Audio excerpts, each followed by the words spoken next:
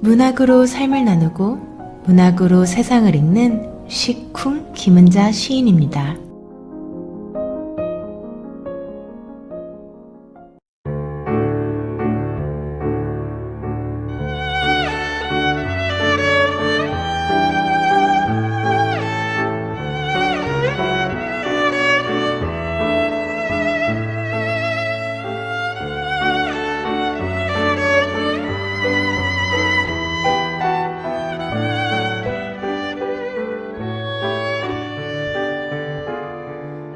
아침 저녁으로 선선한 기운이 느껴지는 가을입니다. 나무들도 생각이 깊어져서 그런지요. 잎을 떨굴 생각을 하고 있는 듯 보이죠? 참 이상합니다. 누가 사는지도 모르는 집인데요. 코스모스가 피어있는 집은 유난히 정감이 가요. 코스모스가 무리로 피어있는 집을 지나면서 옛날 생각도 나고 해서 가만히 바라볼 때가 있습니다. 그때 잔잔한 물에 돌 던진 것처럼 파문이 일 때가 있어요. 그 집에서 미국인이 툭 튀어나오면 깜짝 놀라곤 합니다. 머릿속은 온통 고향 생각, 친구 생각, 코스모스 길을 걷던 그 시절로 돌아가 있는데요. 키가 크고 블론드 헤어, 노란 머리의 미국인이 예상치도 않게 그 집에서 튀어나오다니요. 가을은 우리를 잠잠하게도 만들지만요. 깜짝깜짝 놀라게도 합니다. 박경리의 토지의 한 대목이 문득 생각납니다. 삶에 여한이 없다 라는 문장이요. 가을이 오면 새롭게 되새기게 되는 말이기도 한데요. 남은 생을 더 열심히 살아가도록 방향을 일러주는 말이기도 합니다. 넘어지고 다치고 다시 일어나면서 지나온 시간, 그래도 지금까지 이렇게 살아남은 것도 참 대견하다라는 생각을 할 때가 있어요. 삶에 여한이 없으려면 꿈을 마음껏 펼치는 것도 좋지만 작은 일에 만족하는 마음이 더 중요한 것 같습니다. 푸르던 나뭇잎이 떨어지고 철새가 떠나고 왠지 스며드는 슬픔, 허전함까지도 가슴이 설레인다고 할까요? 그런 가을, 그 가을을 한껏 가슴에 품고 문학으로 삶을 나누고 문학으로 세상을 읽는 시쿵 시작하겠습니다.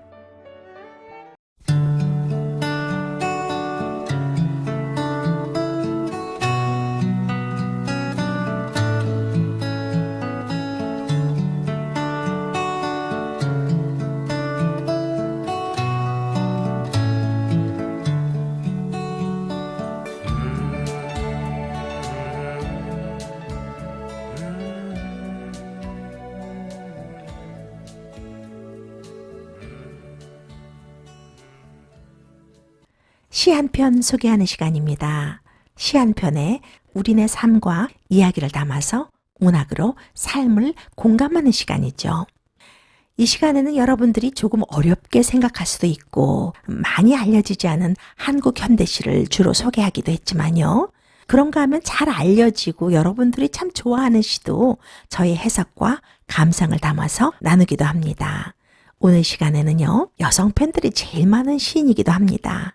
한국 서정시의 대표 시인이기도 하죠. 김소월과 미당 서정주를 거쳐서 90년대 이후에 가장 폭넓은 대중적 지지를 받은 서정 시인으로 꼽히는 시인입니다. 쉽고 편안한 시어로 삶에 대한 깊은 성찰을 잘 녹여낸 그런 시인인데요. 정호승 시인의 수선아에게를 소개하도록 하겠습니다. 정호승 시인 본인이 직접 시를 낭송했습니다. 작가가 낭송하면 더 깊은 맛이 우러나거든요. 낭송 듣고 얘기 계속하도록 하겠습니다.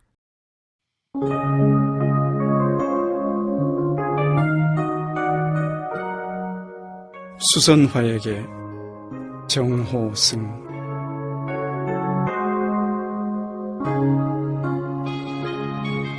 울지 마라. 외로우니까 사람이다. 살아간다는 것은 외로움을 견디는 일이다. 공연히 오지 않는 전화를 기다리지 마라. 눈이 오면 눈길을 걸어가고 비가 오면 빗길을 걸어가라. 갈대숲에서 가슴 검은 도요새도 너를 보고 있다. 가끔은 하느님도 외로워서 눈물을 흘리신다. 새들이 나뭇가지에 앉아 있는 것도 외로움 때문이고, 내가 물가에 앉아 있는 것도 외로움 때문이다.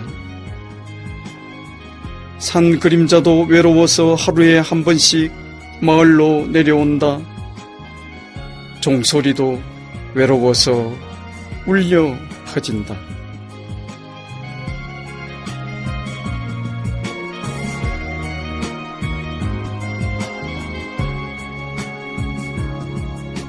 한 편의 시가 우리의 마음을 이렇게 이해를 해주다니요. 수선화에다 빗대어서 우리에게 전하는 그 은유적 메시지가 참 우리의 마음을 깊이 다독여주는 것 같아요. 시를 조금씩 나누어서 해설하면서 함께 위로해 보도록 하겠습니다. 울지 마라. 외로우니까 사람이다. 살아간다는 것은 외로움을 견디는 일이다. 시에는 여러 종류가 있습니다. 어떤 시는 시의 마지막이 클라이맥스이고요. 어떤 시는 또 중간이 클라이막스인 시도 있습니다. 그런데 이 시는요, 첫 행이 클라이맥스인 것 같아요. 서론 빼고 본론 빼고 바로 결론부터 들어가면서 울지 마. 알아. 우리 다 외롭고 그런 거야. 그런 게 삶인 거야. 외로움이 삶의 본질인 거야. 라고 말합니다. 그 한마디가요, 초반부터 확 독자를 사로잡아 버리잖아요. 인간이란 참 이상합니다. 마음이 고약해서가 아니라요, 남들도 나처럼 힘들구나 라고 생각하면 외로운 것이 나 하나만은 아니었구나, 다 그런 거였구나 라고 생각하면 위안이 됩니다. 더군다나요, 살아간다는 것은 외로움을 견디는 일, 그 식규에 이르면요, 다 함께 행동하기를 요청하는 다 함께 행동하는 것 같은 그런 느낌이 들잖아요. 그러니까 이 식귀는 인간의 외로움 앞에서 우리를 모두 동급으로 만들어 놓아요. 그래서 그 마음을 공유하게 만들어주는 것 같습니다. 위로가 안 될 수가 없죠. 정말 그런 것 같습니다. 외로우니까 사람인 것 같아요. 아무리 친구 사이라도, 또 부모 자식 간이라도, 무촌이라는 부부간에도 각자가 분담해야 할 외로움의 분량이 있는 것이 인간입니다. 그런 면에서 보면요, 이 식귀처럼 살아간다는 것은 외로움을 견디는 일이라는 것입니다. 삶의 본질인 외로움을 훅 받아들이고 수용하니까 오히려 외로움을 위로하는 것 같은 식기입니다. 다음 식기입니다. 공연히 오지 않는 전화를 기다리지 마라. 눈이 오면 눈길을 걸어가고 비가 오면 빗길을 걸어가라. 갈대숲에서 가슴 검은 도요새도 너를 보고 있다. 가끔은 하느님도 외로워서 눈물을 흘리신다. 참 외로움의 내용들이요, 우리로 하여금 외로움에 한껏 젖게 만들어주면서 이상하죠? 위로가 되는 식기예요. 하느님도 새들도 외롭지 않은 대상이 없네요. 그러니까 너무 외로워하지 말아라. 외로움을 받아들이면서 한번 견뎌봐 라는 청유이기도 합니다. 하느님도 외로워서 눈물을 흘린다고 하니까요. 하물며 우리 인간은 어떻겠나요? 인간에게 외로움은 숙명입니다. 세상의 모든 존재들이 외로움을 느끼며 살아가고 있는 거예요. 그러니까 굳이 울 필요가 없다라고 우리에게 말해주고 있습니다. 참 공감 가는 얘기죠. 마지막 식기입니다. 새들이 나뭇가지에 앉아 있는 것도 외로움 때문이고, 네가 물가에 앉아 있는 것도 외로움 때문이다. 산 그림자도 외로워서 하루에 한 번씩 마을로 내려온다. 종소리도 외로워서 울려 퍼진다. 이 시기에서는요, 몰라서 그렇죠, 새들이 나뭇가지에 앉아 있는 것도, 당신이 물가에 앉아 있는 것도 외로움 때문이야. 생각해봐. 산 그림자도 하루에 한 번씩 그늘을 만들면서 마을로 내려오잖아. 날이 저물잖아. 종소리도 머물지 않고 외로워서 울려 퍼지잖아 라고 말하고 있는 것입니다. 수선화에게 말을 건네는 형식으로 시인은 시를 썼는데요. 말투가요, 이 사람을 위로하면서 외로움은 인간이 피할 수 없는 삶의 본질임을 토로하고 있습니다. 하느님, 새, 그대, 산 그림자, 종소리, 세상의 모든 존재들이 외로움을 느끼며 살고 있는 거예요. 시의 본질은 은유입니다. 이 시에서는 수선화에 빗대어서 우리에게 전하는 그 은유적 메시지가요, 위로를 넘어서 비범하기까지 해요. 인간이 가장 수용하기 힘든 것이 외로움이잖아요. 어떤 사람이 물었다고 해요. 고독과 외로움의 차이가 뭐냐고요. 고독과 외로움의 차이는 자발적인 선택이냐 아니냐라는 차이라고 합니다. 혼자의 상태를 부정적으로 받아들이는가 혹은 긍정적으로 여기는가에 따라서 고독이 되고 또 외로움이 되기도 한다는 말이겠죠. 외로움은 혼자 있는 고통을 표현한 말이고요. 그러니까 고독은 혼자 있는 즐거움을 표현한 말이다 라는 말도 있어요. 고독이든 외로움이든요, 그것을 받아들일 때 답이 생기는 것 같습니다. 여러 위인들이나 예술가들을 보면요, 고독 속에서 위대한 성취를 한 경우가 참 많습니다. 요즘에는 심리학에서도 인간의 외로움의 가치가 활발하게 연구되고 있다고 하는데요. 외로움, 어떻게 보면 혼자만의 시간이잖아요. 힘들지만 재충전의 계기가 될 수도 있는 시간이기도 합니다. 화가 빈센트 반 고흐, 여러분들도 많이 아시죠? 빈센트 반 고흐는 고독은 용기를 잃게 하는 것이 아니라 오히려 자신을 위해서 필요한 활동을 창조하게 만드는 힘을 준다라고 말했습니다. 새가 나무 위에 앉아 있는 것도, 우리가 물가에 앉아 있는 것도 외로움 때문이라고 한 걸 보면요, 꽃이 피는 것도, 꽃이 지는 것도, 새가 우는 것도, 바람이 부는 것도 외로움의 이유가 될 수 있을 것 같습니다. 하기사 사랑하는 것도요, 외로움의 이유죠. 외로움이란 삶을 살아가는 모든 존재의 어떻게 보면 보편적 정서인 것 같습니다. 외로움을 삶의 한 부분으로 수용하고 담담히 견디며 살자라고 시인은 우리에게 말해주고 있습니다. 이 시는요, 1998년에 나왔던 시집이죠. 외로우니까 사람이다 라는 시집에 수록되었던 시입니다. 수선화, 또 외로움하면 떠오르는 것이 있죠. 나르시즘인데요. 나르시즘의 유래가 된 그리스 신화에 나오죠. 나르시스인데요. 나르시스라는 굉장히 아름다운 청년은 우연히 본 우물에 비친 자신의 모습에 반해버립니다. 그 모습이 너무 아름다워서 그것을 떠나지 못하고 우물만 바라보다가 결국은 자기 형상에 빠져 죽고 그 자리에 수선화가 피었다는 이야기인데요. 거기서 모티브가 되어서 쓴 시라고 합니다. 이 시를 쓴 정호승 시인은요, 1950년 경상남도 하동군에서 태어났습니다. 1973년 대한일보 신춘문예에 시 첨성대가 당선되면서 시인으로 등단했죠. 그리고 1982년 조선일보 신춘문예에 단편소설 위령제가 당선돼서 소설가로도 등단했습니다. 시집으로는 슬픔이 기쁨에게, 서울 예수, 외로우니까 사람이다, 외로우면 기차를 타라 등이 있고요.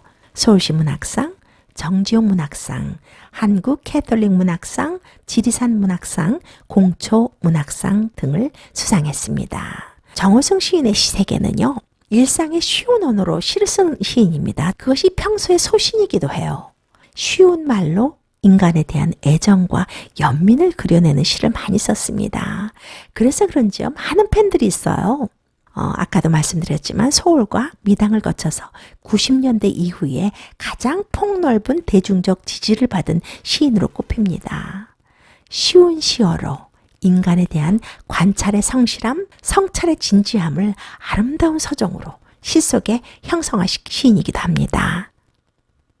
혼밥, 혼술이 대세인 요즘 외로움에 고통받는 사람이 많은 세상에서 오늘도 시 한 편으로 삶을 공감하고 나누어 봤습니다. 해설 후에 다시 한번 읽어드리는 시는요, 더 가깝게 느껴지고 특별하기도 합니다.